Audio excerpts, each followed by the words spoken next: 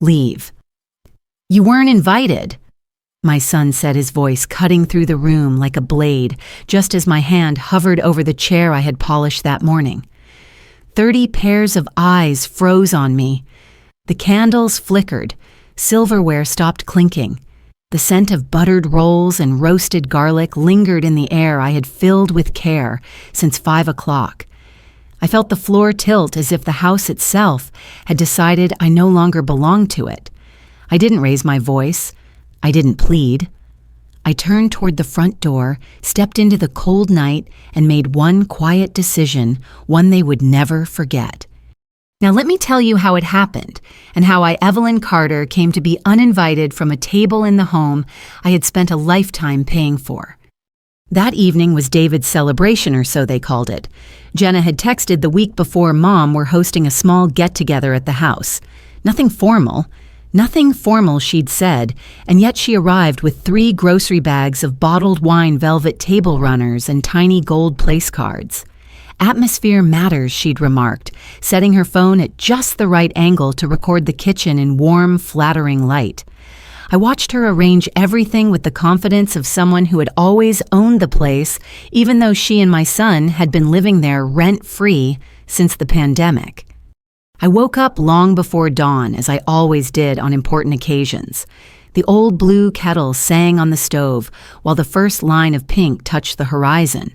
I tied my apron around my waist and began what my hands had remembered since I was a young wife, kneading dough, massaging herbs into poultry skin, tasting gravy with a wooden spoon that had belonged to my mother. Each motion was muscle memory. Each scent carried a name, a passage of time, a face that had once smiled at me across that very table. I moved around the kitchen with quiet devotion. It had been my sanctuary for 40 years. If no one else respected this house anymore, I would. By late afternoon, guests arrived in clusters. Laughter drifted down the hallway, unfamiliar voices greeting one another as though this place had always belonged to them. People commented on the beautiful renovation, the open concept, the modern touches. They did not know that the living room had once held a rocking chair where I'd paced sleepless nights when David had burned with fever at age 6. They did not know that beneath the renovated counters were scars from the time I dropped a casserole dish while crying over a bill I didn't know how to pay. They only saw Jenna's vision, and so I faded quietly into the wallpaper. When I tried to join them, it was instinct more than defiance. It was one of my chairs, my table, my woven placemats I had laundered and pressed that same morning. But halfway to a seat near the end of the table, David rose. I saw his jaw tighten. His eyes avoided mine as if I were a stranger he regretted recognizing. Leave. You weren't invited. It wasn't shouted. It was something worse, flat embarrassed, spoken as if he were correcting a waitress who had taken the wrong order. The silence that followed was more painful than any scream. I stared at him for what felt like a lifetime, though it was probably 2 seconds. I wanted to see the boy who'd once run to me with scraped knees in school drawings. But now, there stood only a man shaped by someone else's expectations. Behind him, Jenna's lips pursed into the suggestion of a smile, the kind that wins battles no one realizes they've entered. "I'll eat later," I murmured, though my stomach was already knotted tight enough to refuse anything. Without another word, I walked out the front door. The autumn air kissed my cheeks with chill.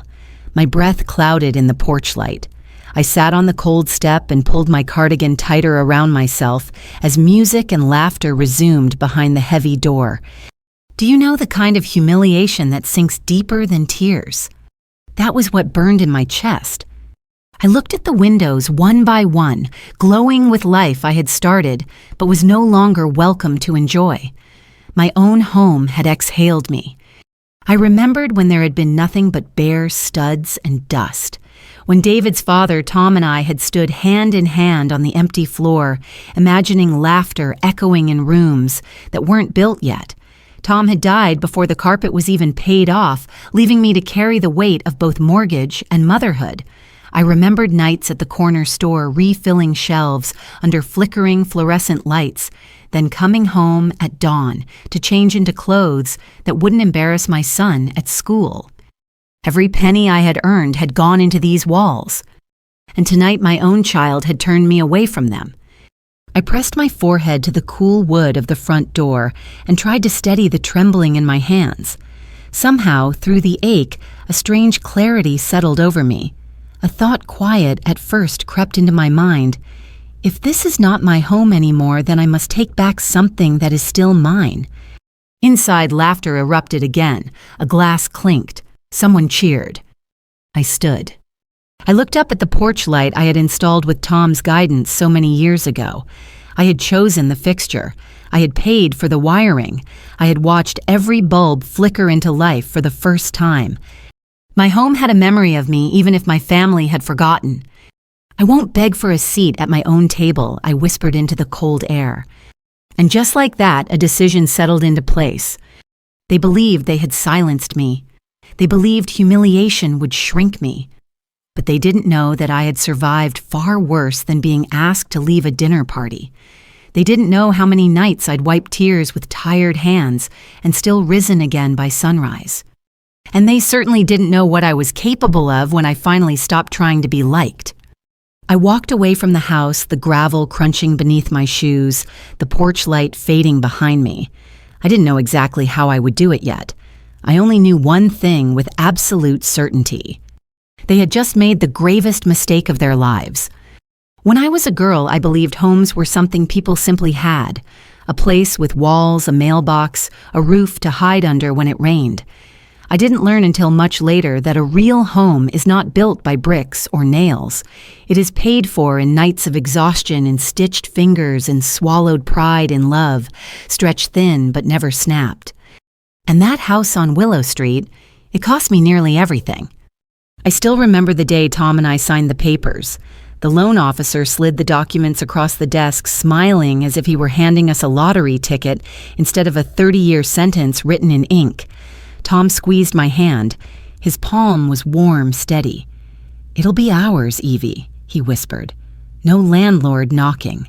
No rent rising. Just our own place."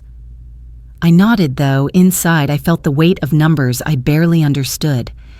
When David arrived 2 years later, the house changed from wood and glass into something alive. His cries echoed through the hallway, his little fists pounding oxygen into rooms that had once felt hollow. I spent hours rocking him by the living room window, staring out at the old maple in the front yard while humming lullabies my mother had sung to me.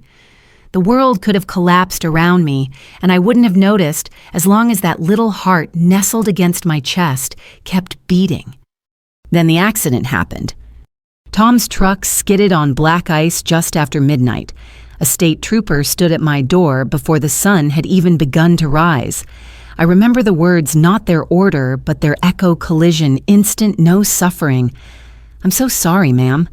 I remember the mug shattering when it slipped from my numb fingers, hot coffee splashing across the kitchen floor Tom had scrubbed clean only hours before. I was 28 years old with a 3-year-old son and a mortgage that suddenly felt the size of the sky.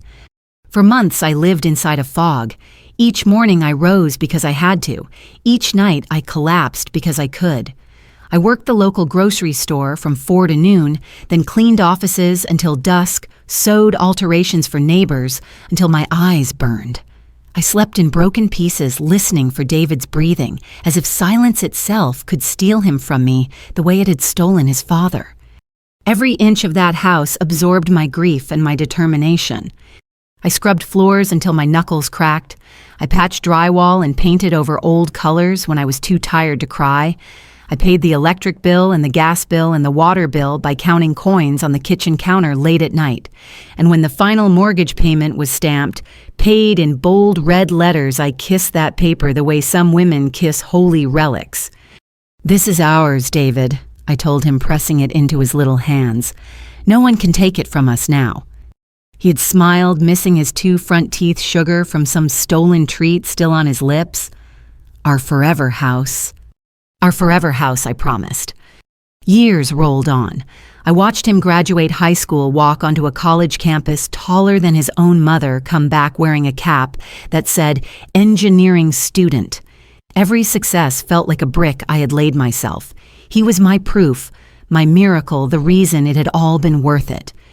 When he brought Jenna home for the first time, I truly believed the hard part of my life was behind me. She arrived in heels too sharp for gravel and a smile too careful to be casual. "Mrs. Carter, it's such an honor to meet you," she chirped, handing me a plastic-wrapped bouquet. "You can call me Evelyn," I laughed, a little embarrassed by the formality. "And welcome to our home." She looked around, eyes scanning walls, floors, countertops with the speed of assessment. "It's cozy," she said at last, the faintest hesitance in her voice. Cozy. That had been enough for me. At first, she was all sweetness. Compliments dripped from her like honey. She praised my cooking, asked for recipes, called me Mom when she needed a favor. I fell into the role I had rehearsed all my life: caregiver, giver, supporter, silent backbone behind everyone's happiness. Then the changes began. Small ones, polite ones, suggestions wrapped in sugar. "Don't you think the lace curtains are a bit dated, Mom?" These shelves make the room feel cluttered. Minimalism is so much cleaner. Natural light photographs better without all this furniture. I gave in one by one. The curtains came down. The old armchair where Tom used to sit disappeared into the storage shed. Even the worn grooves on the dining table, traced by David's crayons and forks over decades, were sanded smooth. Little by little, my history faded. And as the house shifted into something trendier, colder, sharper, David shifted too. Our conversations shortened. He texted instead of knocking on my door. He and Jenna whispered in corners, went out without asking if I wanted company, came home later, noisier, more irritated. I told myself it was normal. Young marriages needed space. Young couples needed privacy. But privacy should not cost a mother her dignity. That night on the porch, as music vibrated faintly through the windows and unfamiliar laughter echoed in the hallway I had once danced down with my husband, I finally saw the truth as clear as a scar. I was no longer living in my son's house. I was merely existing in a house that had once belonged to me. And no matter how long my name had been stamped on those papers in their minds, I had already been erased. At first, there were only whispers. They floated through the hallway like dust caught in sunlight, the kind you only notice when you stop moving long enough to watch it settle. If I was in the kitchen, they would quiet down in the living room.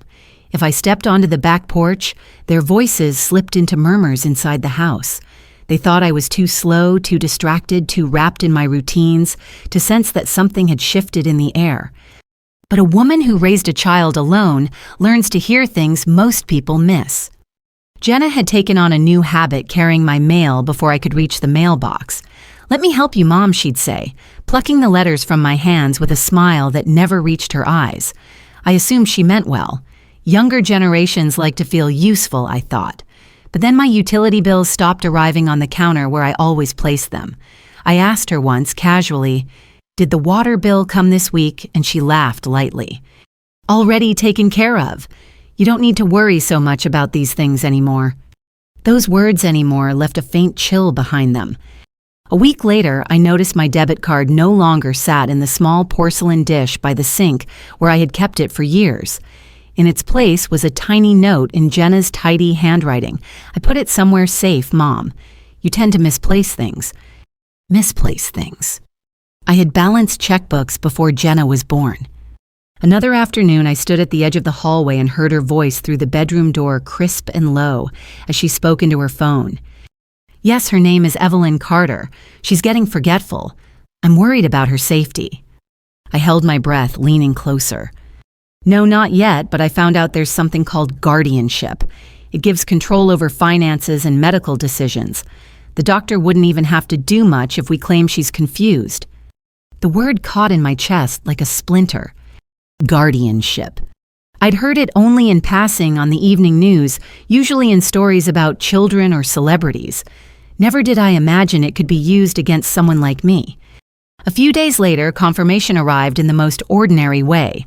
A white envelope slid through the mail slot, official and heavy. Jenna must have missed it in her rush. I picked it up, noticing the return address from the county courthouse. My hands trembled before I even opened it. Inside was a petition. It was my name at the top. Underneath, a clinical list of claims: advanced confusion, diminished capacity, inability to manage financial and personal affairs. The proposed guardian: my son David Carter. The supporting witness: Jenna. They were preparing to take control of my life while I still walked, breathed, remembered. A rush of cold anger coursed through me, slicing away the shame I had carried since the night I was turned from their table. So this was the real plan. They didn't just want to silence me. They wanted to legally erase me. I sat on the edge of my bed, papers fluttering in my lap, each sentence carving into me deeper than the last. They claimed I had forgotten dates. They claimed I had left the stove on. They claimed I had confessed that I wanted to be taken care of somewhere safe. None of it was true.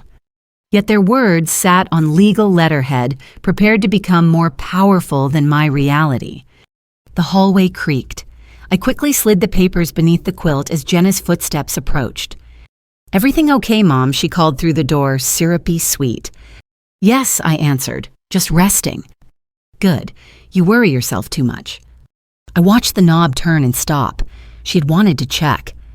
That night, long after laughter trickled out of the house and David's breathing fell into deep sleep, I crept from my room and dug through the drawer I hadn't opened in years.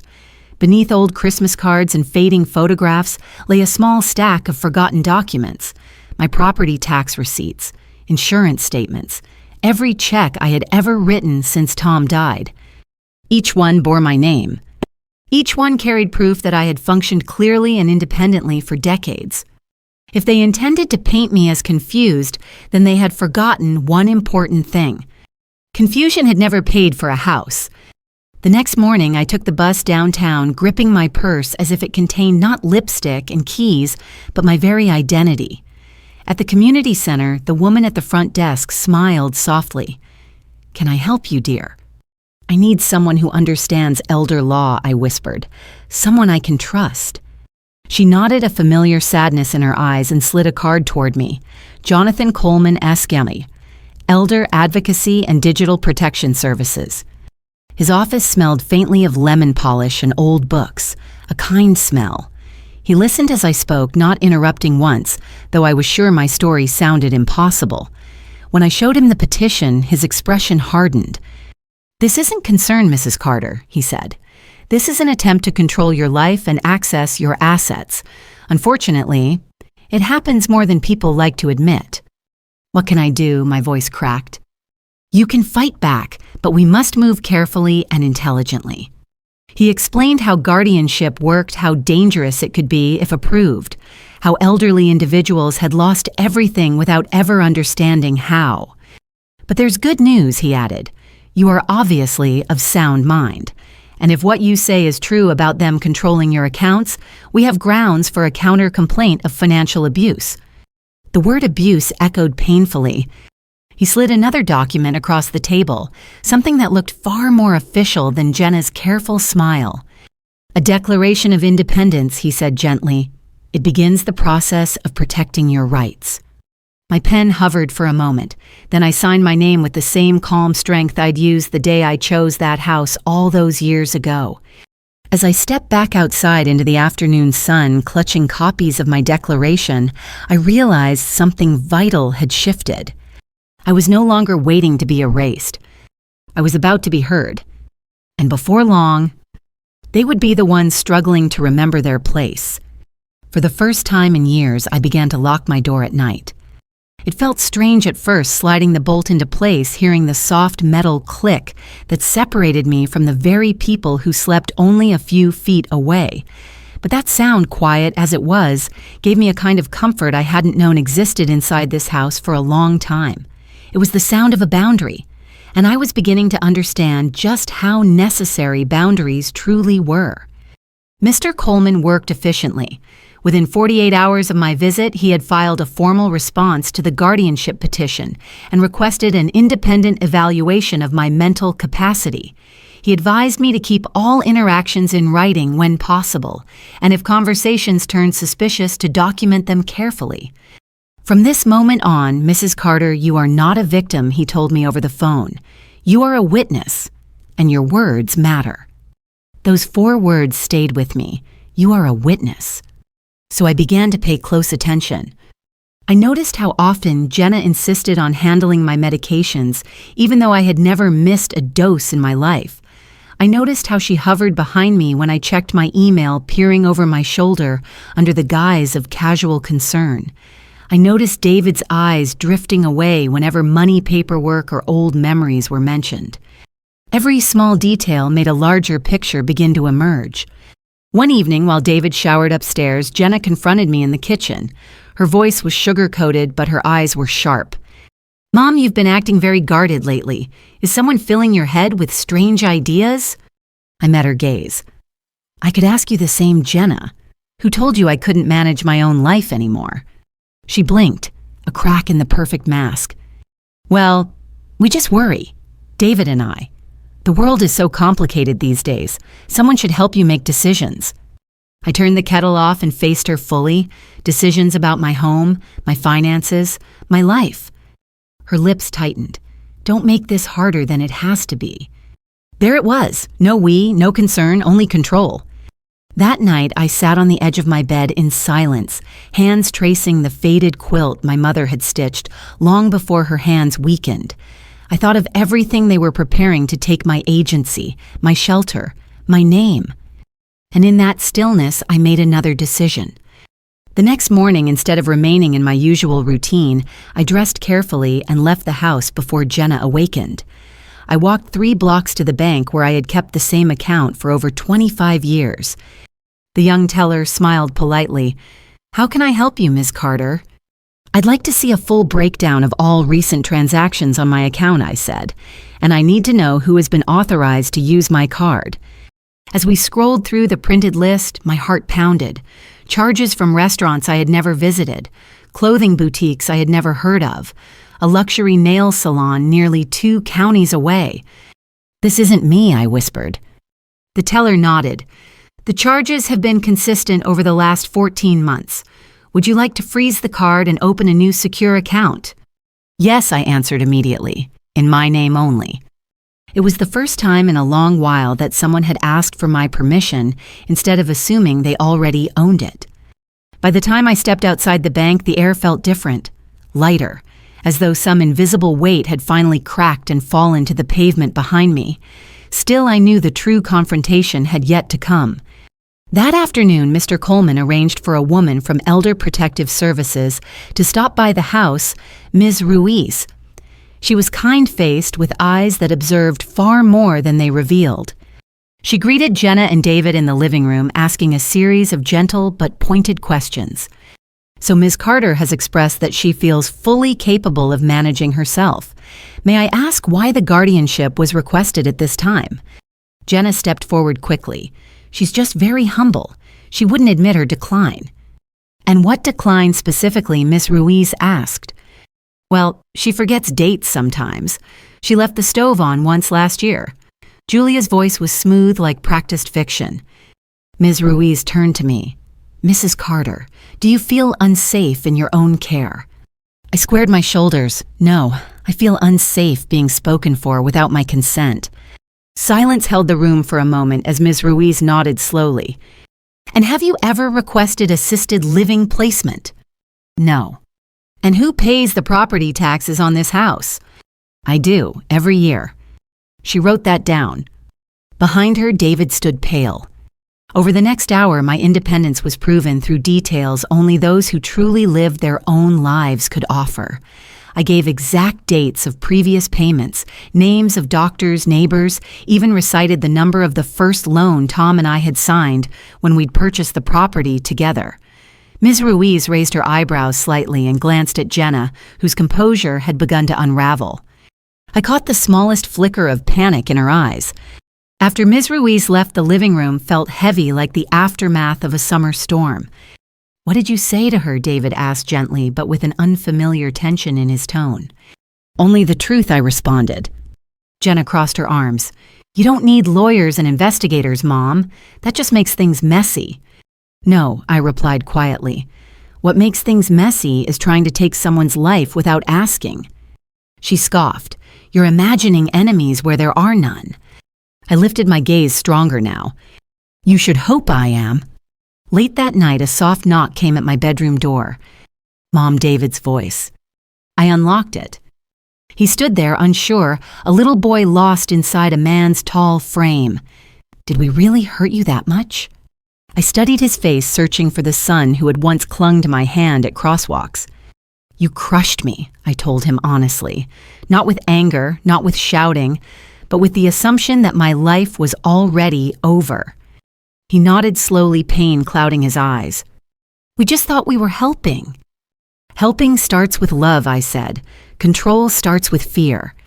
He said nothing more, just turned and walked away. I returned to my bed, gripping the edge of the quilt, knowing this was only the beginning. The authorities had taken note. My lawyer was ready. My money was now protected. And tomorrow, when the court received their response, everything would change, whether they liked it or not. The house had fallen into a strange kind of stillness. Not the peaceful quiet that follows prayer or snowfall, but a tight, waiting hush, as if every object, every wall, every floorboard knew something violent was about to break its surface. Even the old grandfather clock in the hallway seemed hesitant to strike the hour, its pendulum dragging the seconds out longer than usual. And in that silence I worked. Mr. Coleman called every morning at 9, a precise man, methodical, prepared. "I'm sending you an updated timeline today, Mrs. Carter. Everything that has happened is falling into place." "Just call me Evelyn," I answered softly. "Nonsense," he replied. "You've earned your name back." His words touched something raw inside me. It had been so long since I had felt seen. Together, we assembled a record of everything Jenna and David had done, simply by letting me tell my quiet truths.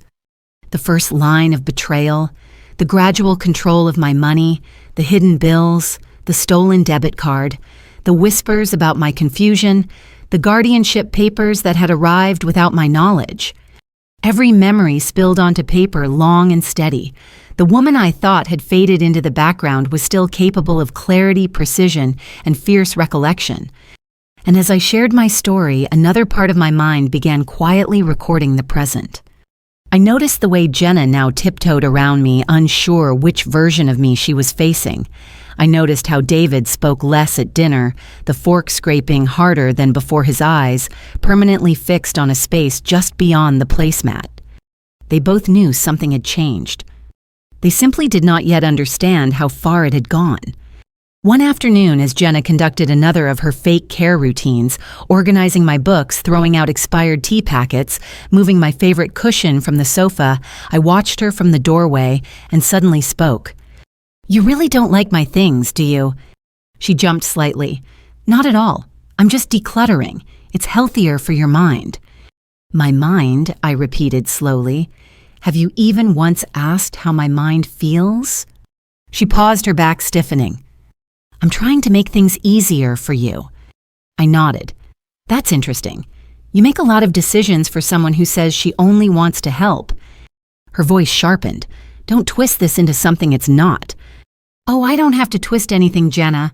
The truth tends to untangle itself." A flicker of irritation flashed across her face before she reassembled her gentle smile. "You know, paranoia is one of the first signs doctors look for." There it was again. That word meant to make me doubt myself. But this time it failed.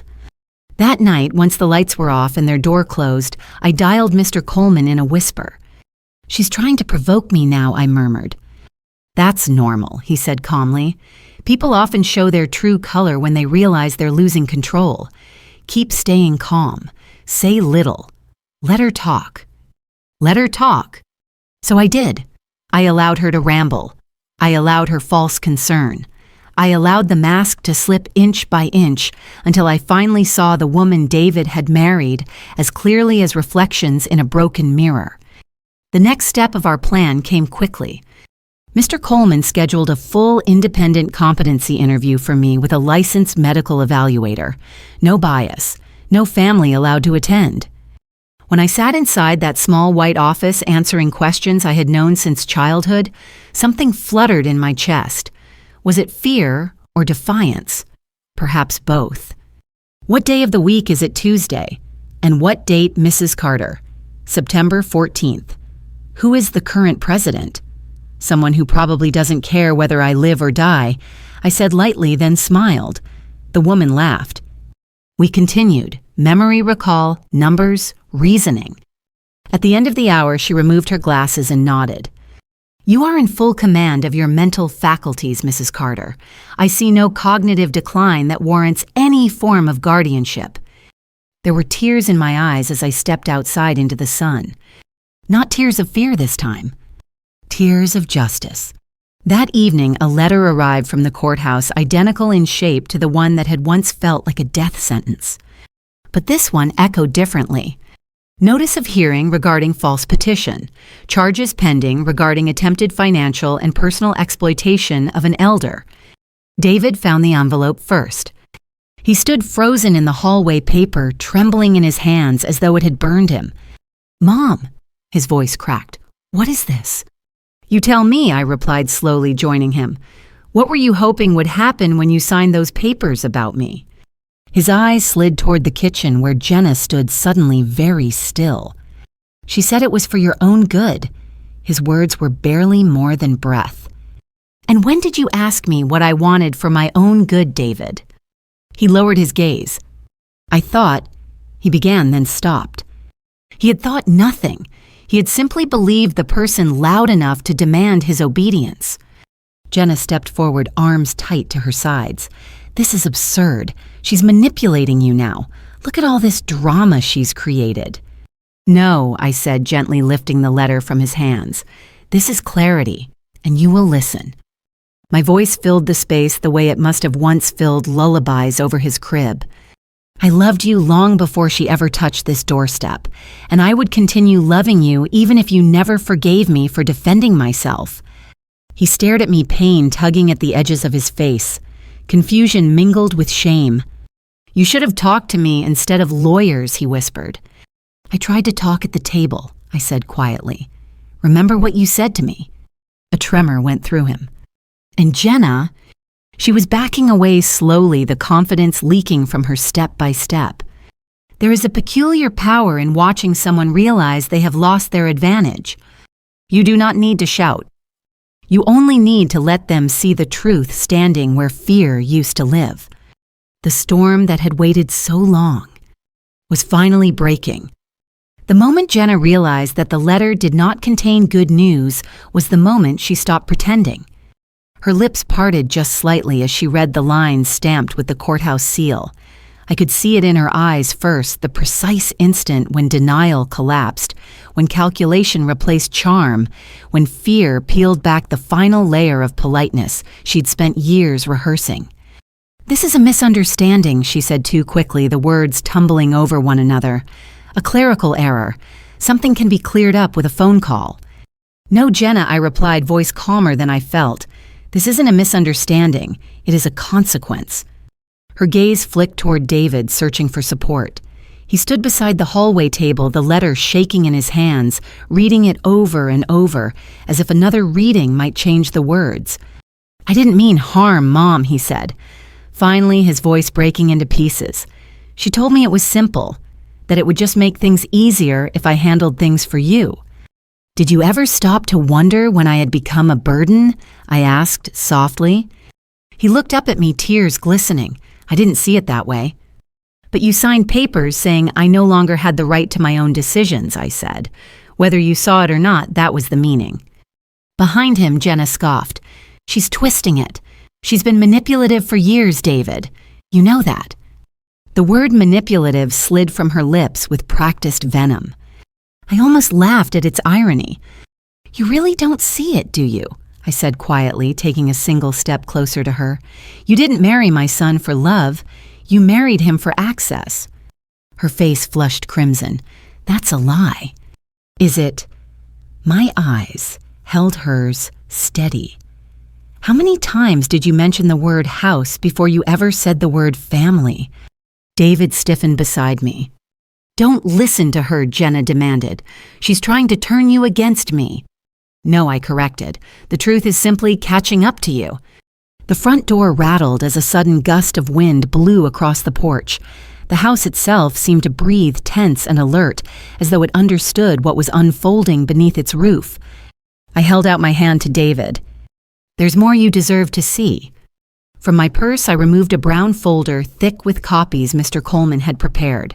Inside were dates, times charges, photographs, email, correspondence. Evidence not just of attempted guardianship, but of personal spending, secret communication, and hidden debt. One photo in particular made David's face turn ashen. Jenna standing far too close to a man in an expensive suit, a hand resting on her lower back, a half-lit hotel door behind them. Who is that? He asked, voice hollow. Jenna froze. That is Leonard Price, I answered for her, a man you've never met, but who has paid for many of the things you couldn't afford. David's breath staggered. That's not true.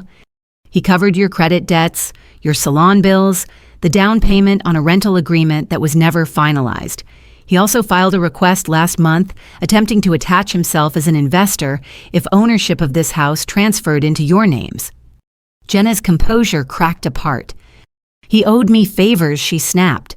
You don't understand business like I do. That man is married, I replied evenly. 2 children, and he has a history of using women to gain access to property agreements. Mr. Coleman verified that. You were not special to him. You were a tool. The words hit David like physical blows. You used me, he whispered. Her eyes narrowed in rage. I gave you a future.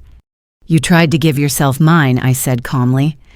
The room pulsed with unbearable tension. The ticking of the clock grew louder each second, a hammer striking against the fragile silence. David sank onto the sofa as if his bones could no longer carry him. Everything we argued about, he murmured. Every time I chose you over her, his voice broke. It was never really about love, was it? Her proud silence answered for her. And in that silence, I saw a side of my son I hadn't seen in years. Not the obedient husband, not the defensive man, but the little boy who had once sobbed when he thought he'd lost his favorite toy. Only now, the ache ran deeper. His own life had been a lie wrapped in promises. Jenna turned to grab her handbag, her hands shaking as fury and panic tangled in her fingers. If this house means so much to you two, she spat, then keep it. Rot in it. I'm not staying here another second to be judged by an old woman who can't let go of control. David didn't even look up. Go, he said quietly. His single word held more weight than any of her accusations. She hesitated, waiting for him to change his mind. He didn't. The door slammed so hard behind her that the picture frames rattled again along the wall. And then there was only silence. Not tense this time, not waiting. Just a raw, aching stillness filled with realization. I stepped closer to him and rested my hand on his shoulder. It was the same shoulder I had carried him against when he was afraid of thunderstorms. The same shoulder I had kissed after his first heartbreak in high school. I never wanted to expose you to this pain, I said gently, but sometimes the truth hurts because it frees us. He looked up at me, eyes red, exhausted. I almost destroyed the one person who never stopped loving me, he said. How can you even stand to look at me? I felt tears sting my own eyes at the question. Because you are still my son, I answered, and because pain does not erase blood. But trust David, that will have to be rebuilt. He nodded slowly. For the rest of my life, if that's what it takes. Outside, the first rain of evening began to fall softly against the windows. I watched it streak down the glass and thought of all the nights this house had endured storms before. It had survived fire, grief, loneliness, fear, and now it had stripped itself clean from betrayal. But one final confrontation still awaited us. Because legal words on paper had not yet reached their final conclusion, and the law was ready to speak next. The courtroom smelled like polished wood, old paper, and quiet tension. It was not a grand room like the ones you see in movies, no dramatic pillars or shining marble floors. Just rows of wooden benches, a raised platform, and a seal of the county hung above the judge's seat. Still, as I stepped inside, it felt as though I were walking into a place where truth had long been weighed and measured. David walked beside me, not ahead, not behind. His head was lowered, his shoulders squared in a way I had never seen before, neither defensive nor ashamed, just humbled. Mr. Coleman gave me a small nod when he saw me. "You're ready," he said. No one had ever asked me that before, as if readiness had always belonged to other people. Jenna was already there when we arrived. Her heels clicked impatiently on the floor as she shifted near the far bench phone, in hand jaw set tight. She didn't look at me, not once. Her lawyer murmured something in her ear that made her scoff, but the defiance I had once known so well now seemed drained of its power. She looked like someone trying to hold a collapsing wall upright with her bare hands. The judge entered. Silence fell. The air itself seemed to freeze. We stood as instructed, and then we sat. The case was read out loud in a firm, steady voice. Attempted unlawful guardianship, evidence of manipulation, unauthorized access to private financial property, intent to deceive and isolate. Each charge was like a bell tolling through the room, calling out the truth I had lived in silence. My hands rested in my lap, still and calm. I had lived long enough to know when something was finished. Mr. Coleman spoke first, presenting documentation that turned whispers into facts, bank records, phone recordings, false petitions, timing, motive. When he placed the photograph of Jenna and Leonard on the table, a ripple of quiet acknowledgement moved through the courtroom. I did not turn to look at her. I no longer needed to see her face to know who she was. Then David was asked to speak. He stepped forward, shoulders trembling. "I signed documents I didn't understand because I trusted someone who didn't deserve it," he admitted, "and I hurt the only person who never lied to me. That's on me, not my mother, not the court, me." Those words filled the room with a sadness stronger than anger. The judge nodded slowly. "And Mrs. Carter," she turned toward me, "what is it that you seek today?" For a moment my heart pounded. There was a time when I would have asked for revenge, justice, restitution, a long list of consequences. But as I looked at my hands, at their wrinkles, their calluses, their history, I realized I had already taken back everything that mattered. "I seek my independence," I said clearly. "I seek ownership over my life, not punishment, not humiliation. I only want the right to live as myself in the home I built without fear." The courtroom was still. Even Jenna's fidgeting stopped. After several minutes of reviewing the evidence one last time, the judge lifted her gaze. "The court finds that Evelyn Carter is of full mental capacity and that the petition for guardianship against her is dismissed permanently." A breath released across the entire room. Furthermore, this court acknowledges intentional misrepresentation and manipulation by Jenna Lawson. A formal restraining notice is issued. You will have no further authority involvement or claim to this residence. A pause. "And lastly, full ownership and rights remain solely with Mrs. Evelyn Carter." For a second, I could not move. Then I felt it. Freedom. Not the loud, triumphant kind that arrives with applause, but a quiet, profound kind, the type that settles into your bones and whispers, "You are safe now." Jenna stormed out before the gavel even fell. David reached for my hand. "I don't deserve forgiveness," he murmured, tears tracing lines down his cheeks. "But I will spend the rest of my life proving I can be your son again." I squeezed his hand gently. "Love does not erase consequences, David, but it does offer a chance for redemption. That chance is yours, and yours alone to honor." Outside, the sky was painted in pale gold, the same kind of light I used to wake to with Tom when the house was still just a dream in our minds. As I walked down the courthouse steps, my shoes touching earth, I hadn't feared in years. The world somehow felt larger, cleaner, possible. A week later, I sat at my kitchen table once more, not as a ghost in my own home, not as an extra in someone else's story, but as the woman who had survived, endured, fought, and chosen herself. The lace curtains I loved fluttered again at the windows. My sewing machine hummed nearby as fabric slid beneath its needle like a second heartbeat. The roses in the garden leaned toward the sun, unafraid. And for the first time in a long while, I felt peace. If someone has ever taken advantage of your kindness, your silence, your love, let my story be the reminder you need today. You are not weak because you trusted. You are not foolish because you loved. You are strong because you can still choose yourself. Now I want to hear from you. Have you ever had to make a painful choice to protect your own life and dignity? Where are you watching from today? Leave a comment below and tell me your story. And if this moment touched your heart, stay with me. We share powerful stories here, stories that heal, stories that remind us who we are. Subscribe so you don't miss the next chapter, because no one should walk this kind of journey alone. Thank you for walking with me.